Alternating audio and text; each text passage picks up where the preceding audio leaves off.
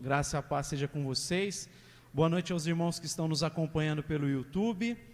Eu gostaria de avisar que nós vamos iniciar uma nova reflexão e eu gostaria que a gente pensasse na carta de Paulo aos Efésios, e que é a carta mais eclesiológica de Paulo. Ele fala do papel da igreja no propósito de Deus, fala de como a igreja foi abençoada por Deus e aí como ela responde as consequências dessas bênçãos na vida do povo de Deus. Mas nessas 2 primeiras semanas, antes da gente adentrar na carta de Paulo aos Efésios, eu gostaria que a gente pensasse na missão de Paulo em Éfeso. Como é que Paulo chegou a Éfeso, quais os fundamentos da missão dele naquela cidade, como é que ele preparou a liderança, o presbitério daquela cidade, os conselhos que ele deu para aqueles líderes. Então nas próximas 2 semanas a gente vai falar sobre a missão de Paulo, para depois a gente já situado um pouco com a missão que ele desenvolveu com aquela igreja, a gente assim falar sobre a carta. Então hoje vamos falar da missão de Paulo ali em Éfeso, e por isso eu gostaria de convidar você a abrir comigo a sua Bíblia, lá em Atos, o livro de Atos, capítulo 19. Livro de Atos, capítulo 19. A gente vai ler a partir do verso 1.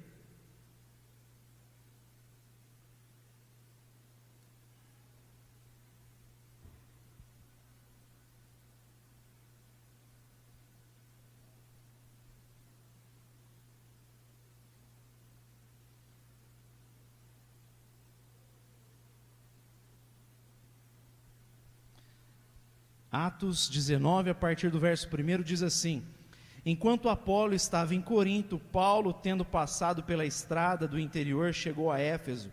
Ali achou alguns discípulos e perguntou-lhes: Recebestes vós o Espírito Santo quando crestes? Responderam eles: Não, nem sequer ouvimos que haja Espírito Santo. Tornou-lhes ele: Em que fostes batizados então? Responderam: No batismo de João. Paulo diz: Certamente João batizou com o batismo de arrependimento, dizendo ao povo que cresce no que após ele havia de vir, isto é, em Jesus. Quando ouviram isto, foram batizados em nome do Senhor Jesus. Impondo-lhes Paulo as mãos, veio sobre eles o Espírito Santo, e falavam em línguas e profetizavam. E eram ao todo uns 12 homens. Paulo entrou na sinagoga e falou ousadamente por 3 meses, discutindo e persuadindo acerca do reino de Deus. Mas como alguns deles se endurecessem e não obedecessem, falando mal do caminho perante a multidão, retirou-se deles, levou consigo os discípulos e discutia todos os dias na escola de Tirano. Durou isto 2 anos, de modo que todos os que habitavam na Ásia ouviram a palavra do Senhor Jesus, tanto judeus como gregos. E Deus, pelas mãos de Paulo, fez milagres extraordinários, de sorte que até os lenços e aventais eram levados do seu corpo aos enfermos, e as enfermidades os deixavam, e os espíritos malignos saíam. Alguns dos exorcistas judeus ambulantes tentavam invocar o nome do Senhor Jesus sobre os que estavam possessos de espíritos malignos, dizendo: Esconrujo-vos por Jesus a quem Paulo prega. Os que faziam isso eram 7 filhos de Seva, judeu, um dos principais sacerdotes. Respondeu, porém, o espírito maligno: Conheço a Jesus e bem sei quem é Paulo, mas vós quem sois? Saltando sobre eles, o homem que tinha o espírito maligno apoderou-se dos 2 e prevaleceu contra eles, de modo que nus e feridos fugiram daquela casa. Quando isso se tornou conhecido de todos os que habitavam em Éfeso, tanto judeus como gregos, caiu temor sobre todos eles, e o nome do Senhor Jesus era engrandecido. E muitos dos que tinham crido vinham confessando e revelando os seus feitos. Também muitos dos que tinham praticado artes mágicas trouxeram seus livros e os queimaram na presença de todos. Feita a conta do seu preço, acharam que montava 50.000 moedas de prata. Assim a palavra do Senhor crescia poderosamente e prevalecia. Pai, nós pedimos que nessa hora Tu fales ao nosso coração através da tua santa palavra, que Tu venhas conduzir esse momento. É o que nós te pedimos para o Teu louvor e para a Tua glória. Amém. Meus irmãos, Paulo chega nessa cidade, e é a cidade que mais tempo ele exerce uma missão. Ele fica cerca de 3 anos e meio nessa cidade, e Éfeso era uma grande cidade, a maior cidade da Ásia Menor. Ela tinha aproximadamente, segundo alguns, de 400 a 500 mil habitantes naquele contexto. Hoje já é uma grande cidade, imagine naquele contexto. Ela tinha uma localização muito privilegiada, então tinha ali o porto, e ali era no meio do caminho para a Ásia, por isso trazia muitos estrangeiros, muita gente atrás do comércio principalmente, e também por conta dos pontos turísticos que havia em Éfeso, um deles, o principal, o templo da deusa Diana, que era naquele tempo uma das 7 maravilhas do mundo. Então era uma cidade multiétnica, uma cidade que tinha muita diversidade ali, muita gente vinda de vários lugares que estavam ali para conhecer os pontos turísticos, para fazer comércio, para comprar, para vender. Havia também um teatro ali que tinha capacidade para 25 mil pessoas. Então era uma cidade muito desafiadora para Paulo pelo seu tamanho, pela diversidade que ela acarretava, pela idolatria que havia nela, que movia inclusive o comércio da própria cidade. Muita gente ganhava dinheiro por conta do templo, das miniaturas que vendiam. Então a idolatria era um dos grandes pilares dessa cidade. Então imagina o desafio que Paulo tem nessa cidade. Ele quer compartilhar o evangelho numa cidade grande e desafiadora, e no entanto ele teve muito êxito. A carta aos Efésios, por exemplo, é uma carta muito enriquecedora para nós. Paulo fala de muita coisa preciosa para a igreja. E contudo eu queria que a gente pensasse nessa noite, quais foram os pilares de Paulo no exercício da sua missão ali? O que Paulo considerou assim essencial, e nós, que também habitamos numa grande cidade, de muito comércio, de muitos desafios, num contexto em que o pluralismo faz parte do nosso dia a dia, o que a gente pode aprender com o apóstolo Paulo no sentido daquilo que é fundamental para a nossa missão? E aí eu gostaria de falar de apenas 3 coisas que Paulo colocou ali como pilar. Eu vou falar de 3 pilares que Paulo ergueu ali na sua missão e o êxito que ele teve.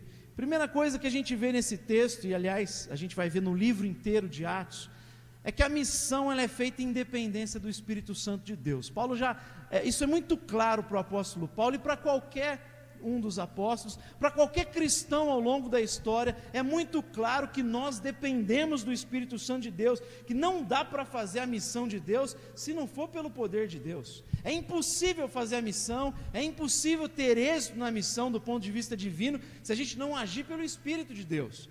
Por isso que quando a gente vai num capítulo anterior, do versículo 19 ali, até o 21 pelo menos, a gente vê que Paulo chega ali, fica algumas semanas, ele discute com os judeus na sinagoga, eles pedem para Paulo ficar naquela cidade, mas ele diz: olha, agora não, mas eu voltarei se assim for da vontade de Deus. Se o Espírito Santo quiser, se Ele permitir, eu volto, e aí eu poderei exercer a missão nessa cidade. A gente vê Paulo sempre alguém submisso, sujeito, alguém que abraça a vontade de Deus na vida dele, que não arreda o pé se Deus não estiver conduzindo ele. Tem uma das missões dele na Macedônia, ele está indo para outro lugar, mas ele percebe que a missão ela é bloqueada, e ele percebe que é mão de Deus ali, e pela noite ele inclusive tem uma visão e vai para Macedônia. Então Paulo é alguém que está sempre ouvindo a voz de Deus, procurando ter sensibilidade à voz de Deus, e aí tomar o caminho certo, o caminho que Deus tem para ele. Ele entende que é impossível fazer a obra, por isso que quando ele chega em Éfeso, a primeira coisa que ele pergunta para os discípulos que ele encontra é: vocês receberam o Espírito Santo de Deus? A primeira coisa que ele fala. Ele não pergunta nada da cidade, ele não fala nada, quer saber alguma coisa da vida dos discípulos no primeiro momento. A primeira pergunta é: vocês receberam o Espírito Santo de Deus? Senão a gente não faz nada. Não dá para desenvolver a missão se não for por esse poder, se não for por essa capacitação. O próprio Jesus vai dizer isso: fique em Jerusalém, lá no começo de Atos, fique em Jerusalém aguardando a promessa. Que promessa? Ele diz: vocês vão receber o dunamis, vocês vão receber o poder que vem do alto, e assim vocês estarão habilitados para exercer a missão. Não saiam de Jerusalém enquanto não receberem o dunamis, enquanto vocês não forem potencializados por Deus, porque só assim vocês vão conseguir exercer a missão, só assim vocês vão conseguir ter êxito na missão. Essa palavra dunamis, que ela também tem a ver com a palavra dinamite, com a palavra dinamizar, ou seja, a gente precisa dessa explosão do Espírito de Deus no nosso interior, nos capacitando para assim executar a missão de Deus. Então Jesus diz em Atos capítulo 1, esperem, aguardem, porque vocês receberão o dunamis para fazer a missão. E aí quando você começa a folhear o livro de Atos, você vai ver que em todo o tempo o Espírito Santo é quem está trabalhando e quem está agindo.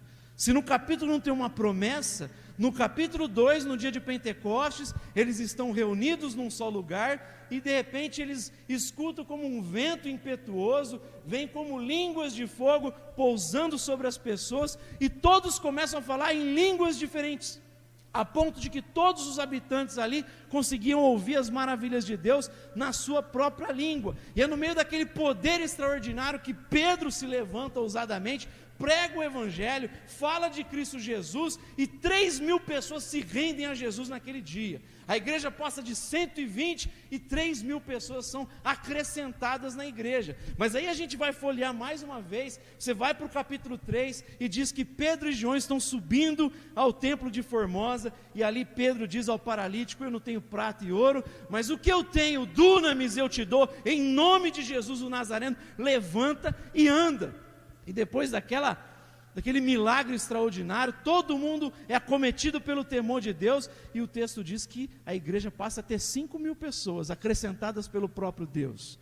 No capítulo 4 você vê os cristãos orando, pedindo coragem para pregar o Evangelho, porque os religiosos já estavam perseguindo a igreja de Jesus. Eles dizem: Deus nos dê ousadia, vem com sinais. E aí o texto diz que o lugar treme e todos ficam cheios do Espírito de Deus, cheios do dunamis de Deus, do poder, da capacidade, da habilitação. No capítulo 5 a gente vê Ananias e Safira sendo fulminados pelo Espírito de Deus por conta da sua hipocrisia, por serem cínicos, e aquilo traz um temor ao coração da igreja.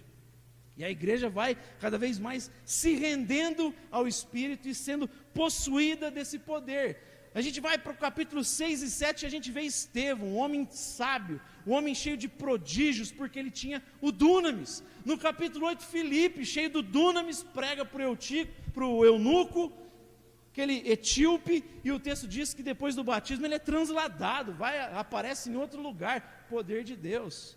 No capítulo 9 é Paulo, que recebe o Espírito Santo de Deus depois que Ananias impõe as mãos sobre ele, as escamas dos seus olhos caem, e ele fica cheio do dunamis, do Espírito de Deus.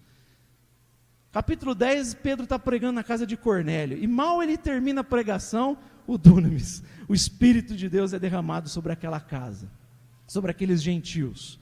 E aí a gente vai vendo, capítulo 11, a igreja de Antioquia, cheio do poder de Deus. Barnabé se alegra em ver a graça de Deus, a mão de Deus naquela igreja.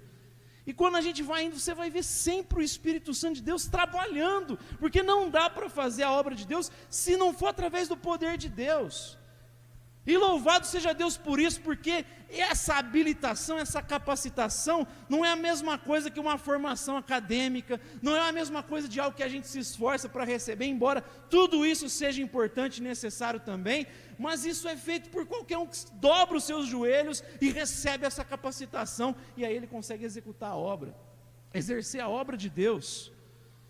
Nesse sentido, a igreja devia aprender que nós nem dependemos de estratégias de marketing, de alcance. A gente não precisa disso, embora a gente pode usar isso de maneira inteligente, sábia, mas isso não é o que faz a diferença na vida de uma igreja. O que faz a diferença é o Espírito Santo de Deus, é o dunamis na nossa vida, é isso que faz toda a diferença. Mateus capítulo 21 diz que Jesus foi reconhecido como rei montado num jumentinho. Toda uma cena que era para ser patética, mas ali, entrando em Jerusalém, a entrada triunfal, como a Bíblia traz algumas versões, né, o subtítulo, a entrada triunfal em Jerusalém, ele entra montado num jumentinho, mas mesmo assim tem gente lá, pequeninos, gente simples, que diz: Hosana ao filho de Davi, bendito é o que vem em nome do Senhor. Não são os religiosos que percebem isso, é gente que foi alcançada por Deus. Jesus não precisa de carruagem, de pompa para ser reconhecido como Messias. Às vezes a gente acha que para Jesus ser recebido nos corações das pessoas, a gente precisa fazer um negócio maravilhoso, algo espetacular, um show, uma coisa... E não é isso que vai fazer a diferença. A gente precisa ser uma igreja rendida ao Espírito Santo de Deus. Paulo não começa a missão enquanto aqueles discípulos não serem conscientes de que eles precisavam serem batizados e revestidos do dunamis. E da mesma forma, a gente não tem que fazer missão se não for assim. Amém? Segundo pilar que Paulo levanta aqui na missão dele, a gente aprende que se por um lado a missão é feita em dependência do Espírito Santo de Deus, em segundo, a missão é feita com equipe. O versículo aqui diz que ele chegando encontrou alguns discípulos. Essa palavra aqui, o verbo eurisko, no grego, ele aponta para uma ideia de que ele encontrou, de você achar algo depois de uma pesquisa, depois de uma procura. Aquele texto de Jesus no capítulo 7 de Mateus, que você vai encontrar se você buscar. Peça e será dado, busque e encontrareis. Então tem a ver com uma pesquisa, com uma busca. Paulo, ele foi atrás de discípulos ali, ele sabia foi pesquisar ali, porque ele sabe que não dá para fazer a obra sozinho. A gente não foi chamado para sermos uma espécie de cavaleiros solitários do reino de Deus, como muita gente nos nossos dias acha. Que a comunhão é dispensável, que a koinonia é dispensável, eu posso ser cristão na minha casa e fazer a obra no meu trabalho. Deus nos chamou para algo muito mais profundo, e a Bíblia, não por acaso, usa expressões como o corpo de Cristo, como o edifício, que nós somos as pedras, e o edifício é construído tendo pedra sobre pedra. Não dá para fazer a obra sozinho, individualmente. A gente, claro, manifesta Deus no nosso dia a dia, mas nós somos chamados a viver em equipe, em comunidade, a partilhar os dons. A gente, inclusive, não apenas expressar a Deus, mas a gente conhece a Deus através da diversidade do corpo.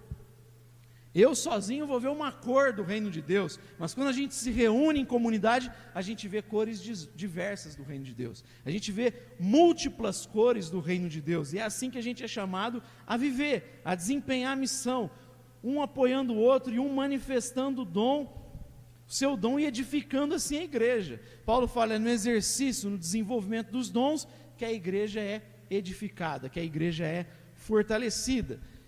E isso só não acontece porque a gente às vezes se depara com dois obstáculos. De um lado você tem gente muitas vezes impedida de servir a Deus dentro da sua vocação. Tem dificuldades de desenvolver em algumas igrejas porque a liderança às vezes não reconhece determinados dons. Muitas vezes a igreja se torna quase que limitada aos talentos, música, pregação, a diaconia, e a gente não consegue reconhecer talentos e dons que Deus deu na sua riqueza diversa. Então tem gente que não consegue desenvolver o seu dom porque tem empecilhos, ela tem dificuldade.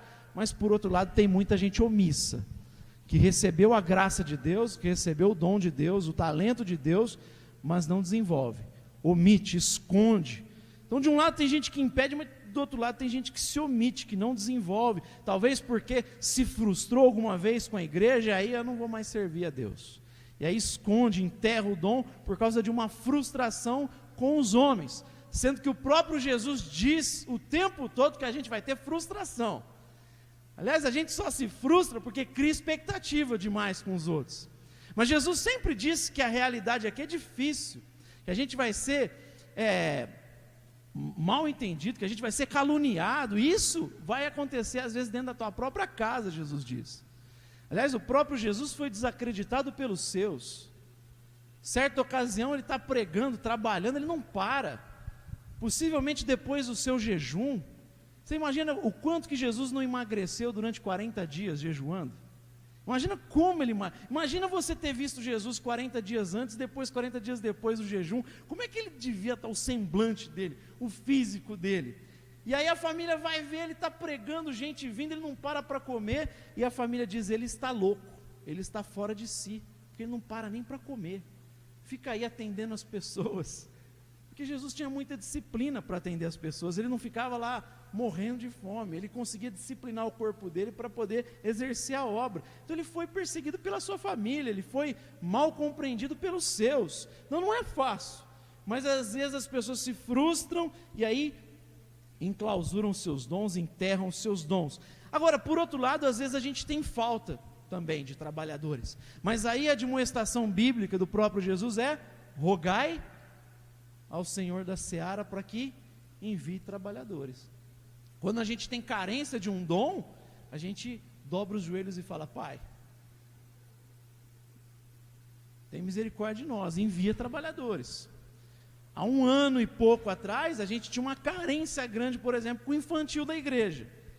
E a gente ficou anos tentando trabalhar, ele não estava desenvolvendo durante aí uns 2, 3 anos, sem desenvolver esse ministério da igreja. O que a gente fez? Olha, vamos orar. Deus tem que trazer alguém, Deus desenvolveu o talento em alguém aqui, Deus vai fazer alguma coisa, porque é Ele que fala: rogai ao Senhor da seara, para que envie trabalhadores, Mateus 9, 37, 38, a gente orou, né, Ari? Você não estava aqui ainda, mas você foi uma das respostas, chegou a esposa, a tua outra metade, mas foi poucos dias depois, Deus mandou a resposta, e louvado seja o nome dEle, que esse trabalho tem se desenvolvido. Então a gente pode clamar também. Tem carência? Vamos orar. Está precisando de determinado dom? Vamos orar, irmãos, porque Deus é capaz de derramar isso. Então a gente é chamado para trabalhar em equipe. Paulo já entrou em Éfeso, pesquisou alguns discípulos ali, procurou gente ali, porque ele não dá para fazer sozinho, eu preciso de gente comigo, mesmo que eu tiver que capacitá-los ainda, mas eu preciso de gente comigo, para que a obra seja desenvolvida. Mas ele fez mais uma coisa aqui, nesse trabalho coinônico, comunitário. Primeiro ele entra na sinagoga, porque era hábito dele, ele chegava numa cidade, procurava uma sinagoga e começava a pregar ali, e ele ficou ali 3 semanas persuadindo as pessoas, pregando de maneira convincente, mostrando, esclarecendo. Mas aí o texto diz que havia algumas pessoas ali, que Paulo falou: não dá para andar com essa gente, e Paulo preferiu se retirar do meio deles. O texto, se você for pesquisar os significados das expressões, Paulo percebe ali gente que se opõe mesmo à obra, gente que tem um coração petrificado à ideia, coração fechado, não tinha conversa, coração era uma pedra, gente que vai a outra expressão, obstinada, que se recusa a ser persuadida pela verdade, ela se fecha, e a expressão ali tem a ver até com o nome da minha esposa, Aletheia, a verdade, ela se fecha, ela se coloca de maneira contrária à verdade, não quero ouvir a verdade, não quero ser persuadido pela verdade. O próprio Paulo, na carta de Timóteo, fala de gente com a mente cauterizada. Então, gente que o coração é de pedra, e gente que não quer ser persuadida, se recusa, gente obstinada, rebelde, e mais, eles começam a falar mal do caminho. Lembra que o povo da igreja, os discípulos eram chamados o povo do caminho. Eles começam a falar mal do caminho, mal de Paulo, mal daquilo que Paulo proclamava, e a ideia de maledicência é calculada para destruir. Gente fria, calculista, que usa de maldade para destruir, gente que faz uma maquiagem e quer passar o certo como errado, o errado como certo. Está cheio de gente às vezes assim nas igrejas, coração de pedra, e que fica maquiando a verdade, passando o errado como certo e o certo como errado. Está cheio de gente assim, e Paulo, quando vê essa gente, ele fala: eu não vou andar com esse povo, e o texto diz que ele sai, ele se aparta, e aí ele pega os 12 com ele, ele vai para a escola de Tirano e começa a pregar ali, começa a investir na vida daqueles que estão abertos para serem ensinados. Muita gente fica perplexa com a escolha de Jesus em relação aos 12, porque eram sem muita cultura, semi-analfabetos, mas gente com coração ensinável, gente humilde, gente que Jesus podia exortar, gente que Jesus corrigia, gente que estava ali aberta para ser ensinada. Paulo pegou essa gente com o coração aberto, gente que está fechada com ele, e ele desenvolve a missão em Éfeso, em comunidade, mas com alguém que está fechado com ele.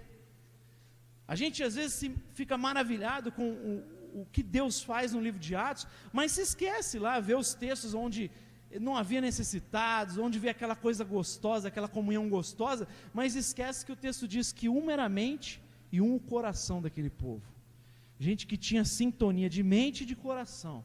Um era o sentimento, o afeto, a paixão, e um era só a mente. O pessoal estava ali, juntos, e aí não tem como a coisa dar errada.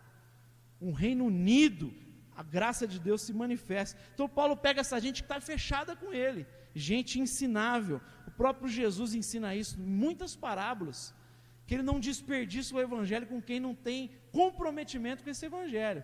Lembra da parábola do convite para o banquete? Um vai dizer, não, eu tenho que comprar uma determinada coisa lá e eu não tenho tempo agora. Eu comprei uma propriedade, preciso ver. Quem que compra propriedade sem ver? É um monte de desculpa porque não tem compromisso com o reino de Deus. E Jesus, essa gente vai ficando de lado.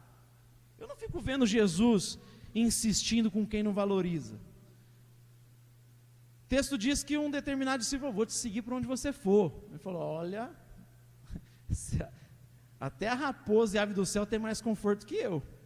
O outro fala, eu vou, mas deixa eu sepultar meu pai. Deixa que os mortos sepultem os seus mortos. O outro fala, eu vou te seguir, mas deixa eu despedir da minha família. Quem põe a mão no arado e olha para trás, não é apto para o reino de Deus, não é apto para andar comigo. O que Jesus insiste é gente que está comprometida, mas como você e eu, vai falhar e vai pecar, mas está ali com ele. Eu estou com Cristo Jesus abraçado, e aí Jesus vai trabalhando no nosso ser. Mas Paulo fecha com essa gente que tem uma mente e um coração. Às vezes a igreja não desenvolve, as igrejas não crescem, não é nem por conta da estratégia errada, muitas vezes é por conta da falta de unidade, da falta de ser um coração e uma mente. Porque Jesus diz, vocês têm que ser um, para que o mundo creia. Se a gente não tem sintonia, e aí a gente não se ajusta, aliás, não só na igreja, né, em qualquer lugar, família, numa empresa, se não tem ali foco, não tem todo mundo ali trabalhando em sinergia, não tem como a coisa desenvolver. Quando há unidade, a sinergia há um potencial muito grande. Dizem que 2 cavalos puxam um peso 3 ou 4 vezes mais do que um apenas. Ao invés de puxar, se um puxa 100 quilos, 2 ao invés de puxar 200, puxam 400 quilos, 300 quilos. Não sei se é esse, eu estou dando um exemplo aqui do tanto de quilos. Mas para mostrar que 2 puxam 3, 4 vezes mais. Quando há sinergia, a gente tem um potencial muito maior. Por isso que Jesus insiste tanto com a unidade. Paulo entendia isso, por isso que fechou com uma equipe. A missão é feita em dependência ao Espírito de Deus, é com dunamis, mas é com equipe. E por fim, é feita com a centralidade da palavra de Deus. A palavra de Deus é central na missão. É isso aqui que muda. É entender essas proposições e permitir que o Espírito enraize essas verdades no nosso coração.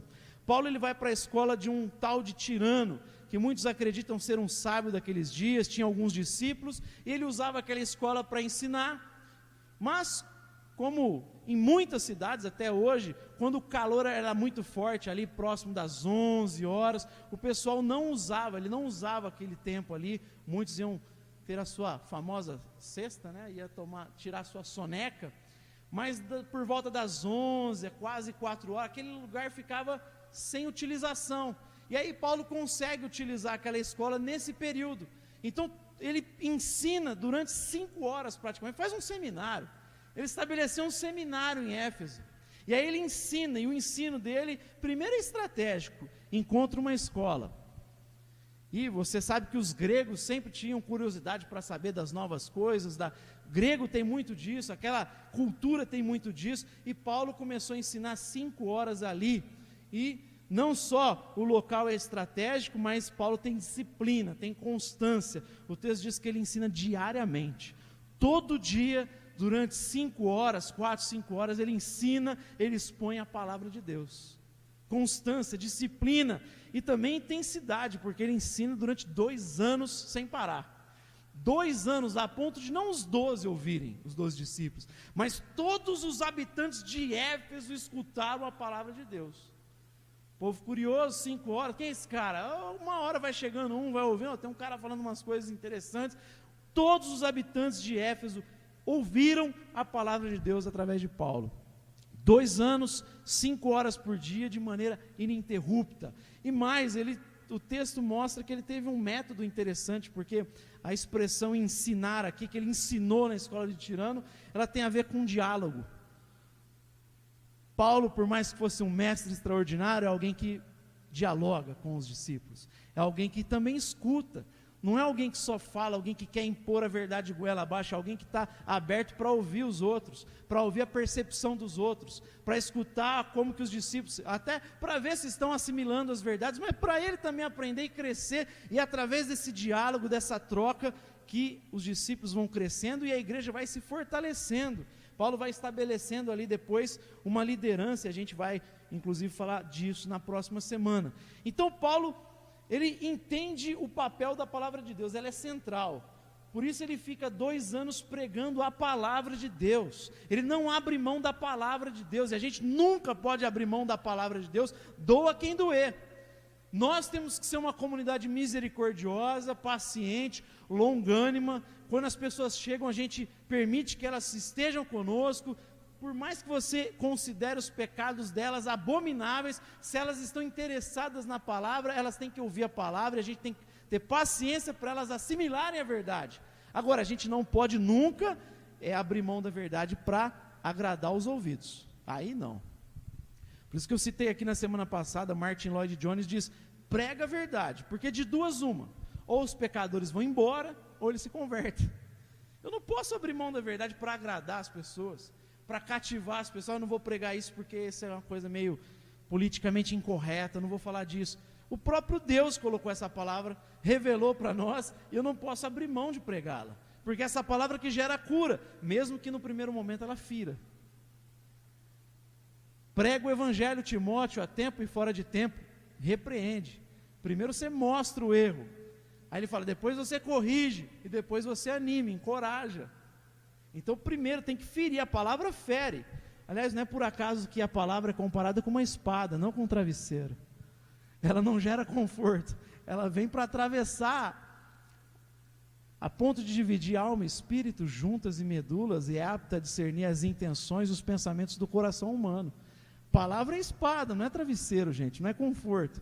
É claro que, estando em Cristo, assimilando a palavra, se arrependendo, a gente vai encontrar consolo em Cristo Jesus, mas a palavra vem para ferir, exterminar esse homem terreno que habita em nós.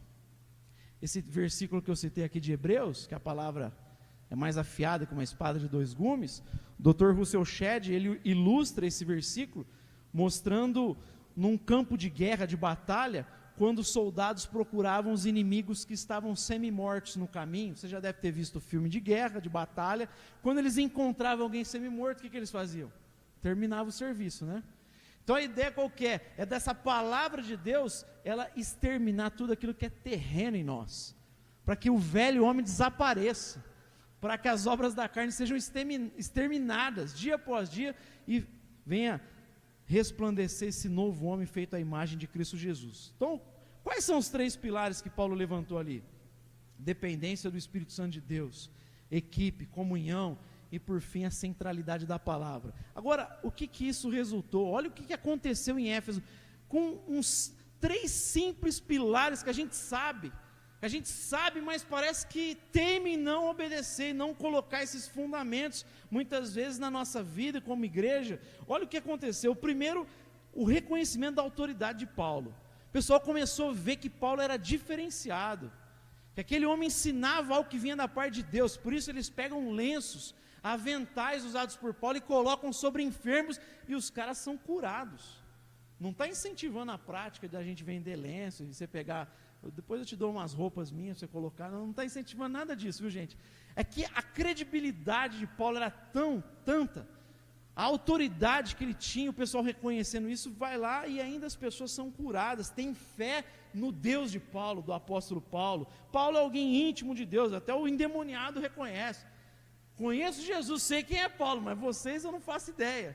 É alguém que é reconhecido no reino espiritual, no reino de Deus. Mas a gente vê no versículo 17 que o temor de Deus se apodera das pessoas. Olha aí comigo aí o verso 17. Quando isso se tornou conhecido de todos os que habitavam em Éfeso, tanto judeus como gregos, caiu o temor sobre todos eles. O temor de Deus, a reverência com Deus. Eu já falei que temor é mais do que medo, do que aquele pavor diante do sagrado, diante do mistério. Tem a ver com admiração também, temor. Tem a ver com você ficar perplexo, como a gente canta, você ficar maravilhado, extasiado, diante do mistério, diante do sublime. Até os gregos, os filósofos falavam do espanto diante do sublime, diante do mistério. Esse pessoal ficou espantado, admirado e com reverência, com temor, com aquele também pavor santo diante do sublime, diante do mistério.